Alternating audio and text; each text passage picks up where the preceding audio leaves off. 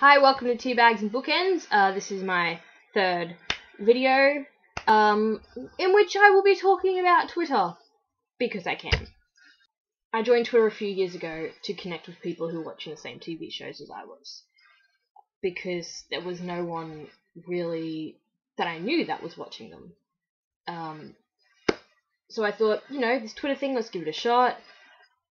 Picking a username was, ridiculous, to be honest. I had no idea what I was doing. I typed in the first thing that came to my head, and it stuck ever since then, so, no use changing it now. Look, I started off in the Stargate fandom, and, I met so many incredible people on Twitter. I mean, people who have now become close friends. This was back before Twitter was really the boom that it is now. Back before most of the celebrities had Twitter, really, to be honest. I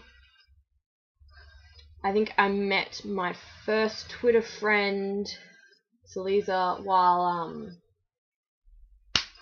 we were trying to get Happy Birthday Amanda Tapping to trend. Or just Amanda Tapping to trend on her birthday. And we...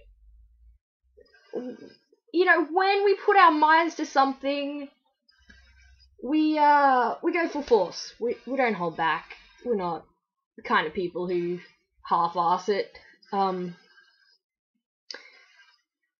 then I started talking to some other people that I would put out tweets about something. I'd find someone else who mentioned it, who mentioned similar things, and I'd, what I can now see is probably sounding very stalkerish. I was young, I was immature, I don't care. I'd follow other people. Eventually I got connected with Lily and Lisa and Izza, and then we decided to have the watch-alongs that we used to do. And, sitting there watching an episode with other people, it really... It pulls at your heartstrings a little bit, really. It makes you feel like you are part of something, and it was awesome. The jokes were flying. It was brilliant, and I often wondered who were these people behind these accounts, because we would all make up a fan account kind of thing, so that we could all just follow each other, be in our little circle, not spam everyone, because we were considerate back then. Everyone seemed to be choosing Carter as a last name. Obviously, for Samantha Carter, we all know this. It's brilliant. She's brilliant. We know. So then, talking with these other people, talking about things that I cared about, it was important for me to get to know them as actual people. So, started following some of them on their normal accounts. Normal is probably not the best word. These people are odd. We're all odd, let's be honest. But the conversations that I used to see were so very, very confusing. Obviously a lot of inside jokes that I wasn't part of at this point, but I would often sit there looking at my feed going, I have no idea who these people are, what they're talking about, but I got nothing. Anyway, so as I got to talking to these people more often, I would, they're talking amongst each other, I'd go, oh, these people look cool. I'm sounding very stalkerish, but you know what, I don't care, it's in the past, we're past it. I would talk to these random strangers, and everyone at this time, was all like, don't talk to people on the internet. People on the internet will come and kidnap you and they'll, stab you in the face. But it's different with Twitter, because you can talk to people without fear of getting stabbed in the face, to be honest. So I would butt in and out of conversations, being a general nuisance, like I do, and started to develop closer friendships because of this. And these are people that I'm now very close to. These are people I consider to be my best friends. And we would talk over Twitter all the time. It was just simple, how was your day? What did you do? You know, that kind of stuff. How you doing? How is this random situation on Earth impacting you? So then one day, I'm really trying hard not to mention many names apart from poor Salisa, who I threw under the bus earlier. Sorry. One day, two of these, let's call them magical people. Let's do that. Let's call them unicorns. Two of these unicorns from Twitter, decided to make a group, a secret society group, and, basically it was just being geeky, and I don't know what started it. You should probably ask them. You don't know who they are because they're unicorns. Okay.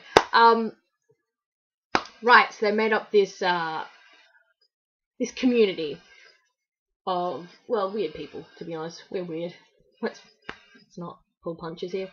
And we were discussing what positions we would have within said community, and I don't know how it was decided that I was a pirate.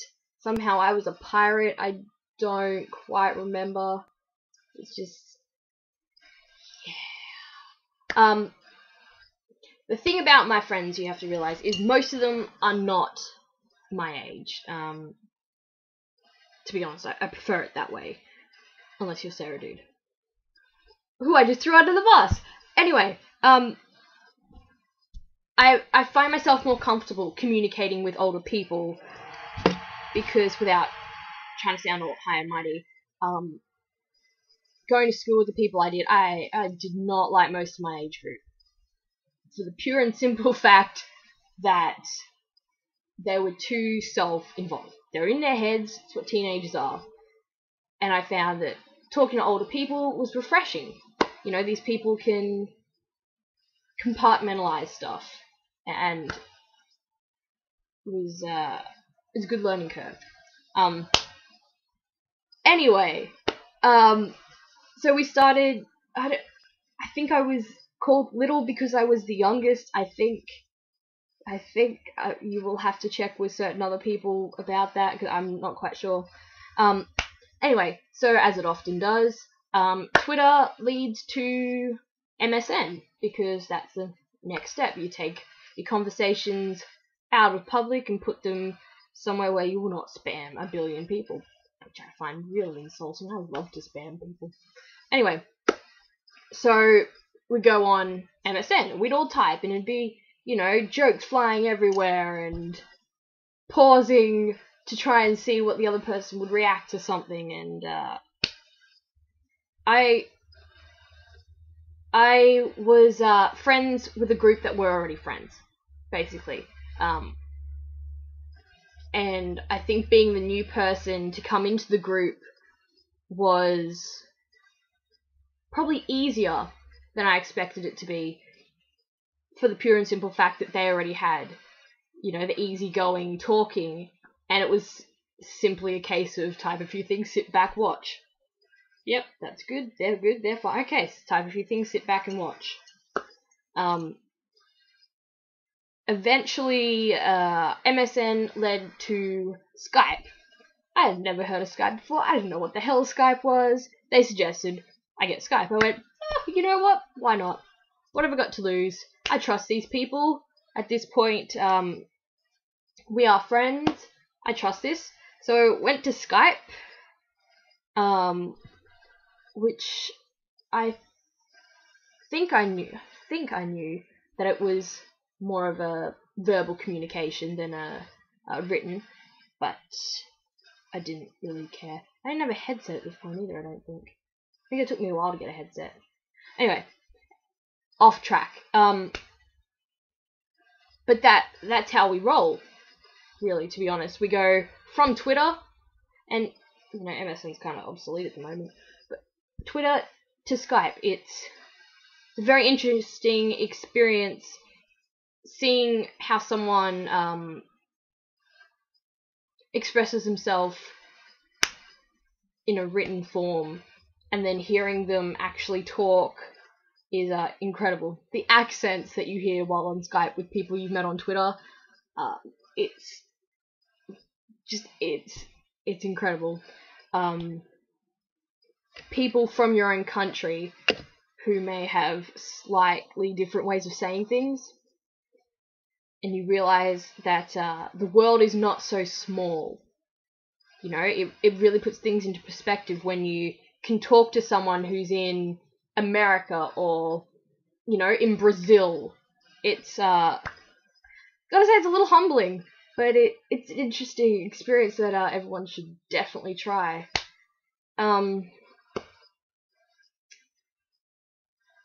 Yeah. So I like Twitter. Basically, that's what I've got in conclusion. I'm a huge fan of anything that helps people to communicate. Lots of people say that the internet is forcing a barrier between people, but I have found it to be the opposite.